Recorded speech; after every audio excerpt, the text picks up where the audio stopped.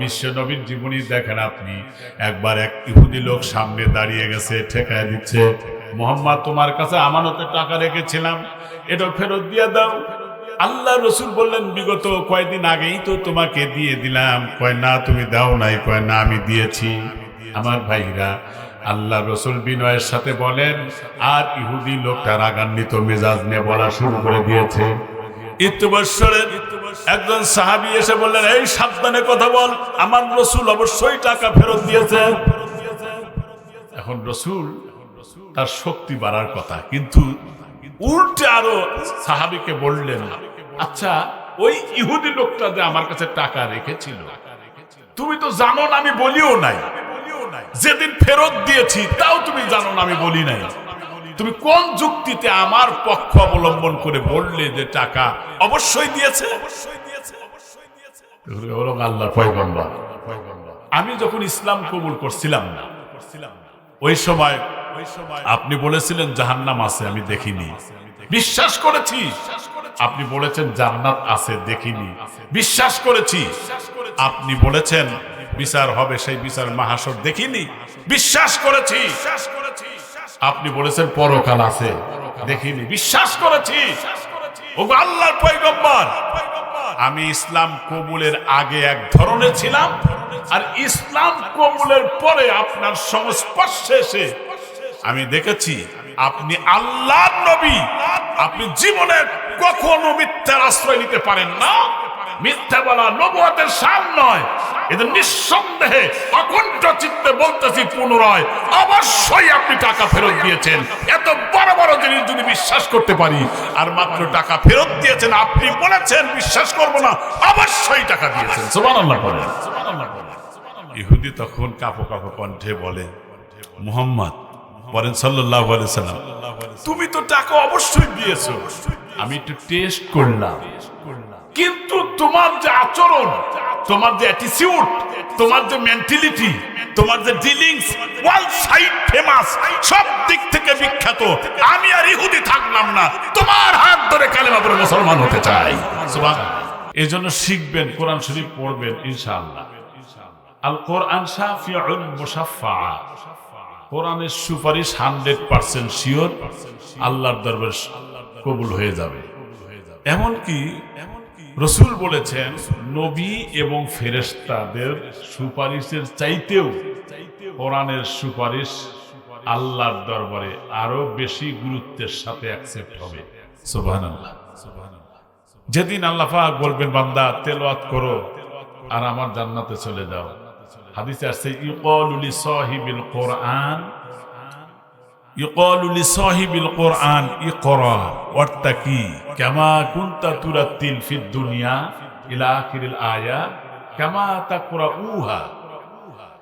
রাসূল সাল্লাল্লাহু আলাইহি ওয়াসাল্লাম বলেছেন, সেদিন আল্লাহ বলবেন, বান্দা, জান্নাতীরা যখন জান্নাতের সামনে দাঁড়াবে, বলবে কোরআন শরীফ আয়াত পড়ো আর জান্নাতের উপরে উঠতে থাকো। একটি আয়াত যখন তেলাওয়াত হবে, জান্নাতের একতলায় চলে যাবে। সুবহানাল্লাহ। বিশ্বাস করেন, জান্নাতের মধ্যে এত আকর্ষণীয়, মনোমুগ্ধকর, নিয়ামত রাজি, চিত্তাকর্ষক দৃশ্যাবলী নিজ চোখে অবলোকন করে সে বলবে, আল্লাহ এই জায়গায় থেকে আমাকে আর সরাইও না। হাদিসে আসছে, আল্লাহ বলবেন আরেকটি আয়াত পড়ো। আরেকটি আয়াত যখন পড়বে, তখন জান্নাতের দ্বিতীয় তলায় চলে যাবে। প্রথম তলার চাইতে দ্বিতীয় তলায় আরো নিয়ামত বেশি। সুবহানাল্লাহ। ওখানেও থাকতে চাইবে। আল্লাহ বলবেন আরো তেলাওয়াত করো। একটা মানুষ যদি 10টা আয়াত তেলাওয়াত করে 10 তালা জান্নাতে যাবে। 50টা আয়াত যদি তেলাওয়াত করতে পারে 50 তালা।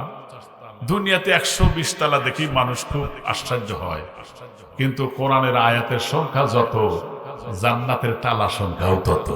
সুবহানাল্লাহ, সুবহানাল্লাহ। এজন্য যারা কোরআনে হাফেজ হয় এবং সে যদি আমলদারি হয়, মান করা আল কোরআন ফাস্তাযহারাহু ফাহাল্লা হালালাহু ওয়া হাররামা হারামাহু আদখালাহুল্লাহুল জান্নাহ। সুবহানাল্লাহ পড়েন।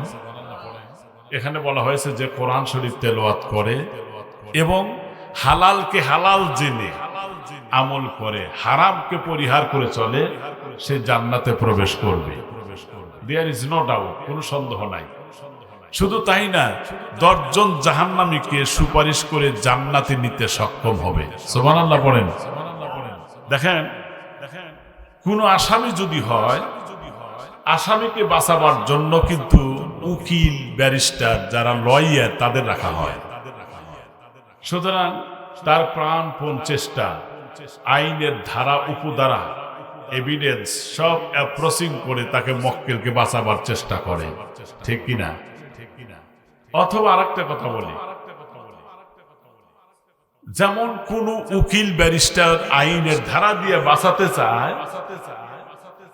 কোরআনুল কারীম এমন একটা ব্যারিস্টার হবে, উকিল হবে, মুক্তার হবে, লয়ার হবে, কবরের মধ্যে যখন তাকে আযাব দেওয়ার জন্য গজবের ফেরেশতা আসবে, আলাইহা মালাইকা গিলাদুন শিদাদ লা ইয়াসুনাল্লাহা মা আমারাহুম ওয়া ইয়াফআলুনা মা ইউমারুন।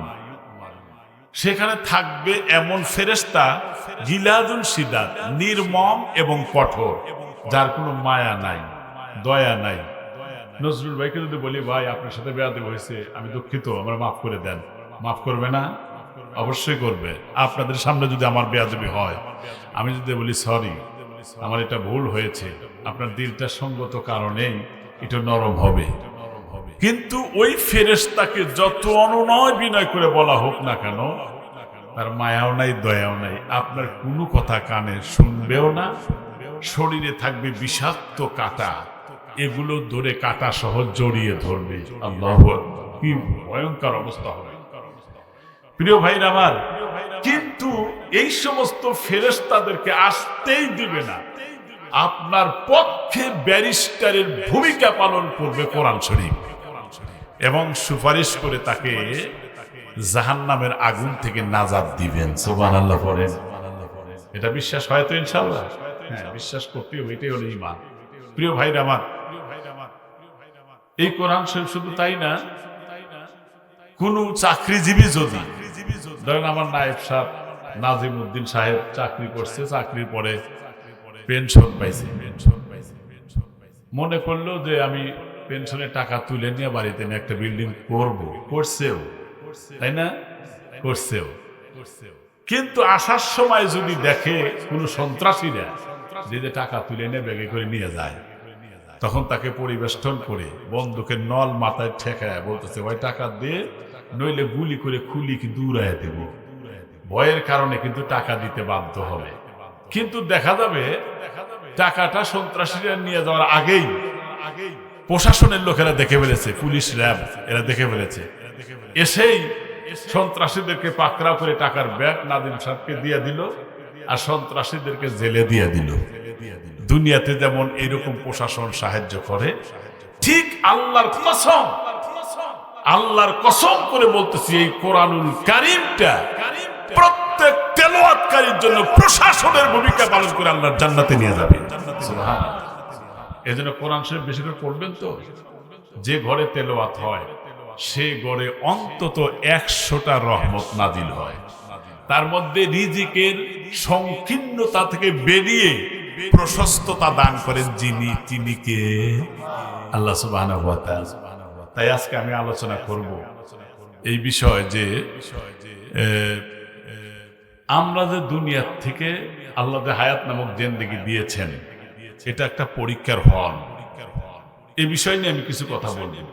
পরীক্ষার হল। আমি সেদিন এদিকে মানে চরকাদে আসছিলাম। হ্যাঁ, জি জি, আমি সেখানে সব পয়েন্ট বলতে পারি নাই। তো এই যে দুনিয়াটা পরীক্ষার হল বললাম কেন?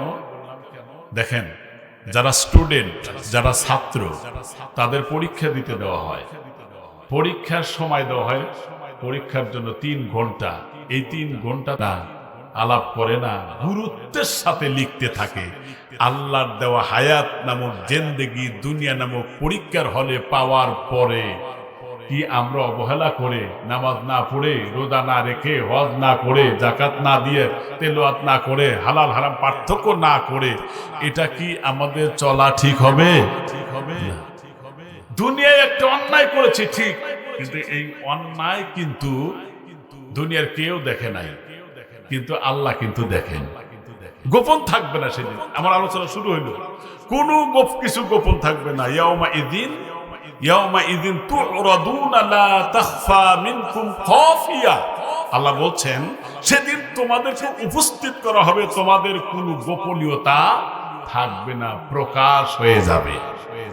প্রিয় ভাইরা আমার, এই জন্য আমি অনুরোধ করব, জীবনে গুনাহ করব না, গুনাহমুক্ত জীবন যাপন করব, তাহলে পরকালে ঠিকানা হবে জান্নাত। যেই জীবনে শুরু আছে, যার কোনো পরিসমাপ্তি নাই।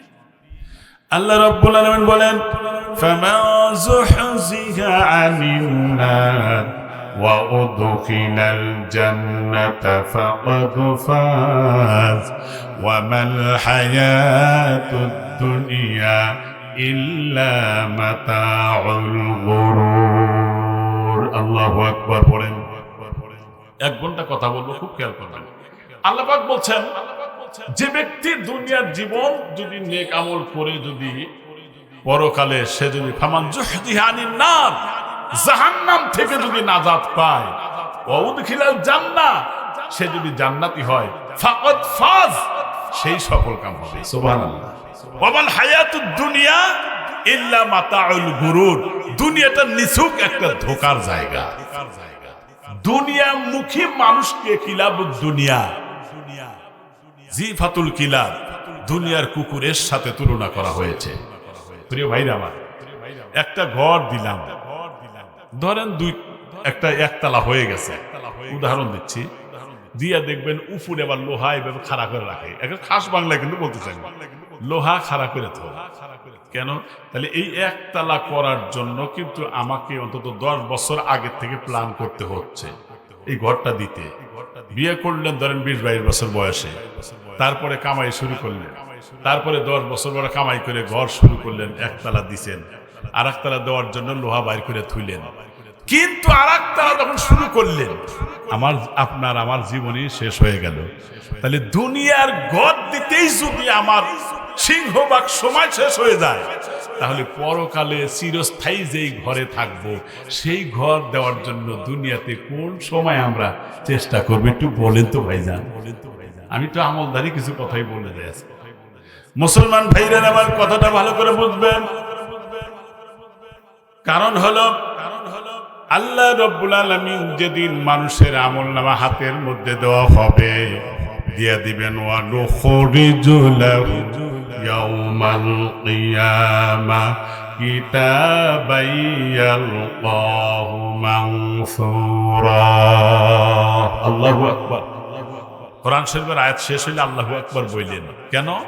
আল্লাহু আকবার বললে আল্লাহ তাআলা জীবনের তামাম সগীরা গুনাহ সাথে সাথে মাফ করে দেন। সাথে সাথে। আল্লাহ সবচেয়ে বড়। এবং হতে পারে আপনার বলাটা যদি ইখলাসের সাথে হয়, তাহলে এটার কারণে আপনাকে নাজাত দিয়ে দিবেন। তার একটা দলিল দিয়ে দিই। মুসলিম শরীফের 2য় খণ্ডে হাদিসটা আসছে। মুসলিম শরীফের 2য় খণ্ডে হাদিস আছে, এক বান্দা জীবনে কোনোদিন আমল করে নাই, ভালো কাজ করে নাই। সেই লোকটা মারা যাওয়ার পরে আল্লাহ পাক যখন তাকে বললেন, বান্দা তোমার আমলের কারণে কোন জায়গায় তুমি যাবে বলো? আল্লাহ মানে স্মরণ দিও না, জীবনে ভালো কাজ করিও নাই, তুমি যেখানে দাও সেখানেই যাবে। আল্লাহ পাক বলবেন, বান্দা তোমার এই 99টা নথি হয়েছে, মানে ফাইল, আমলনামা ফাইল। এক একটা ফাইল আসমান থেকে জমিন পর্যন্ত একটাই এত বড়। তাহলে 99টা ফাইল। প্রশ্ন করতে পারেন যে হুজুর এত বড় তাহলে থইল কোন জায়গায়? এটা প্রশ্ন আসতেই পারে। তাহলে পৃথিবীর থেকে সূর্যের দূরত্ব হলো 9,30,00,000 মাইল দূরে আছে, অথচ 13 লক্ষ পৃথিবীর সমান হলো সূর্য। যারা বিজ্ঞান পড়ান তারা ভালো বুঝবেন, আমরা ভূগোল বিজ্ঞান পড়েছি। তাহলে 13 লক্ষ পৃথিবী এক জায়গায় করলে সে সূর্যটা আসবে।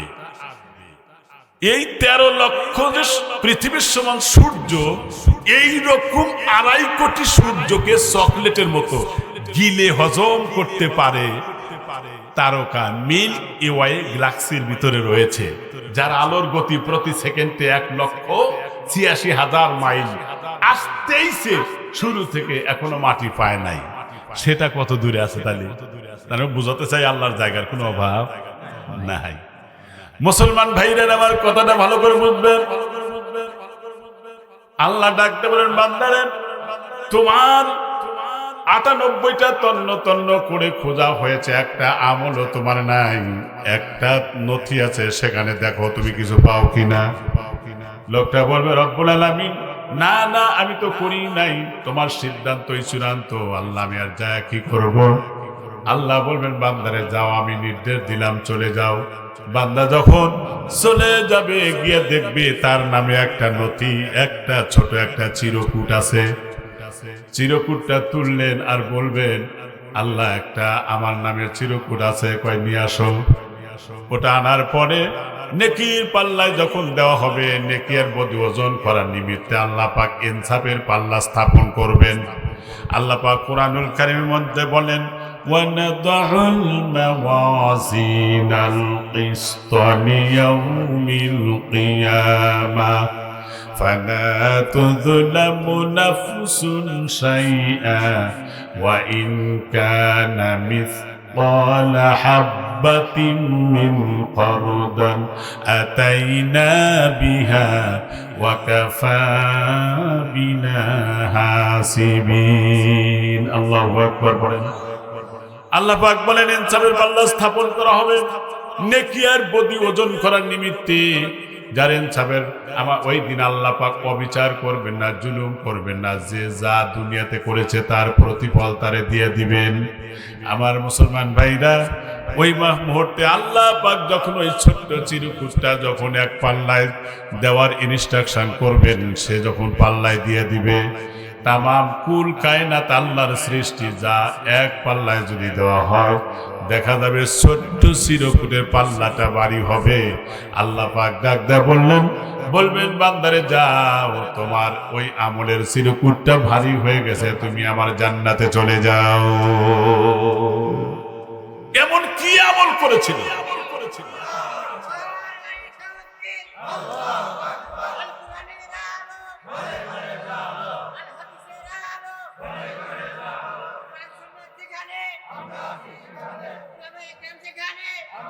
জাযাকাল্লাহ,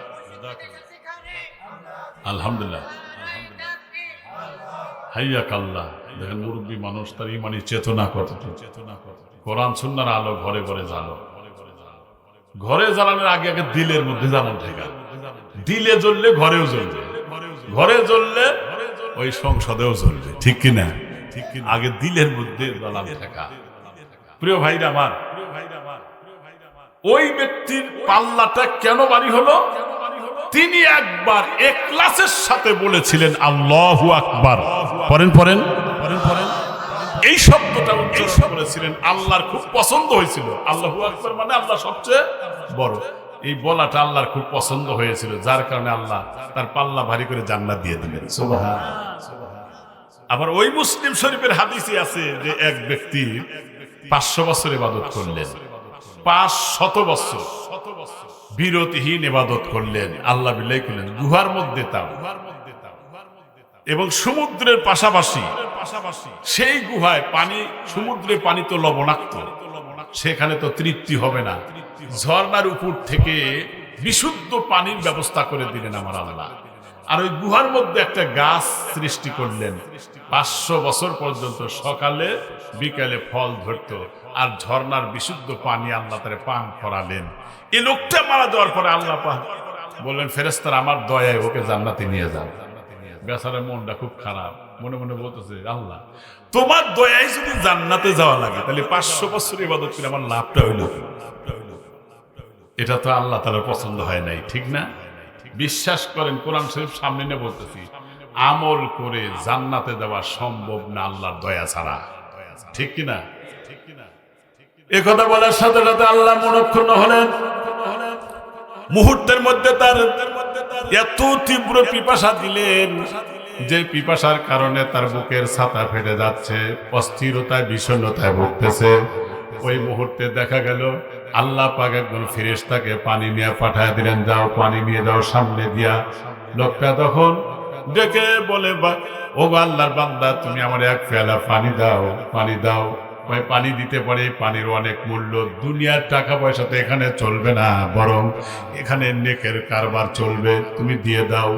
ওই মুহূর্তে তখন ডাক দেয় বলবেন দিতে পারি একটা শর্তে, তোমার যে নেক আমল আছে 500 বছরের, অন্তত পক্ষে 250 বছরের নেক আমল আমারে দিয়ে দাও, আমি তোমারে পানি দিতে পারি 1 পেয়ালা।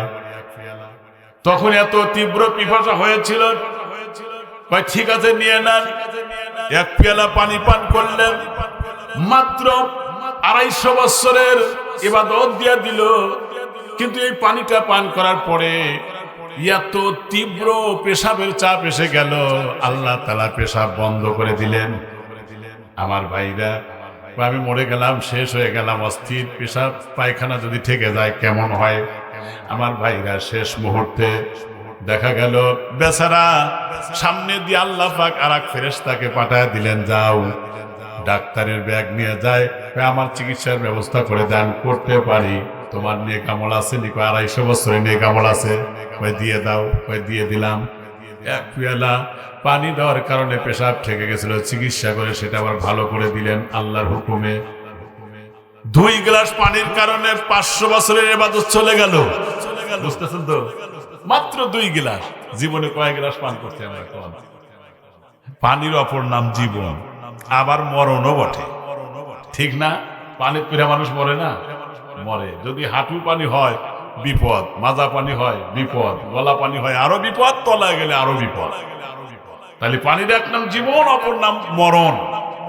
কিন্তু আমি যে কথা বলতে চাই, 500 বছরের ইবাদত দিয়া 2 গ্লাস পানি নিলেন। আল্লাহ ডাক দেয়া বলেন, বান্দা 500 বছর পর্যন্ত তোকে নিট অ্যান্ড ক্লিন, ফ্রেশ, পরিচ্ছন্ন, বিশুদ্ধ ঝর্ণার পানি তোরে পান করেছি, আর এই 500 বছর আমি তোরে ফল খাওয়ার ব্যবস্থা করে দিয়েছি।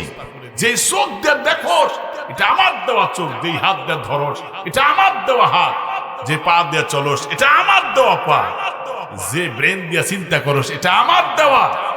সুতরাং এই সাজানো গোছানো আপাদ মস্তক এ টু জেড ইন টোটাল একটাও তন না। এখন এগুলোর দাম দিয়ে এখন জান্নাতে যান, এখন উপায় আছে? নাই। তখন সে লজ্জিত, অপমানিত, দুঃখিত হয়ে বলতেছে, আল্লাহ আমি বুঝতে পারছি আমার ভুল হয়ে গেছে। আল্লাহ কয়, যা আমি তোকে মাফ করে জান্নাত দিয়ে দিলাম। চিন্তা করছেন? এই জন্য বিনয়ী হতে হয়। মুমিন বান্দারা বিনয়ী হয়, মেজাজি হওয়া এটা মুমিনের বৈশিষ্ট্য নয়, ঠিক কিনা? তার দৃষ্টান্ত, একবার আবু বকর আর রাসূল পাশাপাশি বসা, এক ইহুদি বেচারা এসে খুব গালিগালাজ করতেছে, এই তোমাকে এইটা দিয়েছিলাম ফেরত দাও না। আমি তো ফেরত দিয়েছি। হয় না তুই দেশ নাই? মানে আবু বকর খুব বিনয়ের সাথে বলে, আর উনি খুব রাগ মেজাজে বলতেছে। রাসূল সাল্লাল্লাহু আলাইহি ওয়াসাল্লাম আবু বকরের মুখের দিকে তাকায়া মুস্কি হাসতেছে। এরপরে যখন ওই লোকটা আরো গরম চরমে পৌঁছে গেল, তখন আবু বকর ওই গরম দিয়েই একটা জবাব দিয়ে দিল। তখন আল্লাহ রাসূল রাগ করে উঠে গেলেন। আবু বকর পিছনে চলে গেলেন, গিয়ে ডাক দিয়ে বলেন, ও আল্লাহর পয়গম্বর, এতক্ষণ পর্যন্ত আমি জবাব দিলাম অত্যন্ত বিনয়ের সাথে, আর আপনি মুস্কি হাসলেন, আর এখন দেখতেছি আপনি একটা কথার জবাব একটু আওয়াজ দিয়ে দিলাম, আপনি চলে গেলেন, বুঝতে পারলাম না ও আল্লাহর পয়গম্বর। ডাক দিয়ে বললেন, আবু বকর কেন? তুমি তো এটা জানো না। কয় কেন হুজুর, একটু দয়া করে বলেন। কয় তুমি যখন বিনয়ের সাথে আস্তে আস্তে সুন্দর করে তারে নরম ভাষায় যখন জবাব দিতেছিলে, আমি নবী লক্ষ্য করে দেখলাম তোমার পক্ষে জবাব তো দিতেইছে, বরং তোমার আমল নামায় সওয়াব কারাকারি করে ফেরেশতারা লিখতেছে। কিন্তু যখনই তুমি উচ্চ আওয়াজ দিয়ে মেজাজ নিয়ে জবাব দিয়ে দিলা, তখন ফেরেশতারা চলে গেল, আমি আর ওখানে থাকলাম না। জীবনে আর কখনো এইভাবে মেজাজ নিয়ে কথা বলে নাই। সুবহানাল্লাহ বলেন। বিশ্ব নবীর জীবনী দেখেন আপনি, একবার এক ইহুদি লোক সামনে দাঁড়িয়ে গেছে, ঠেকায় দিচ্ছে, মুহাম্মদ তোমার কাছে আমানতে টাকা রেখেছিলাম, এটা ফেরত দিয়ে দাও। আল্লাহ রাসূল বললেন, বিগত কয়েকদিন আগেই তো তোমাকে দিয়ে দিলাম। কয় না তুমি দাও নাই। কয় না আমি দিয়েছি। আমার ভাইরা, আল্লাহ রাসূল বিনয়ের সাথে বলেন, আর ইহুদি লোকটা রাগান্বিত মেজাজ নিয়ে বলা শুরু করে দিয়েছে। ইতবসরের একজন সাহাবী এসে বললেন, এই সাবধানে কথা বল, আমার রাসূল অবশ্যই টাকা ফেরত দিয়েছে। এখন রাসূল তার শক্তি বাড়ার কথা, কিন্তু উল্টে আরো সাহাবীকে বললেন, আচ্ছা, ওই ইহুদি লোকটা যে আমার কাছে টাকা রেখেছিল, তুমি তো জানো না আমি বলিও নাই। যেদিন ফেরত দিয়েছি তাও তুমি জানো না আমি বলি নাই। তুমি কোন যুক্তিতে আমার পক্ষ অবলম্বন করে বললে যে টাকা অবশ্যই দিয়েছে?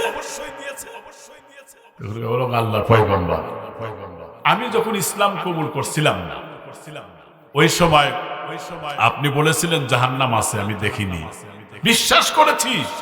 আপনি বলেছেন জান্নাত আছে, দেখিনি, বিশ্বাস করেছি।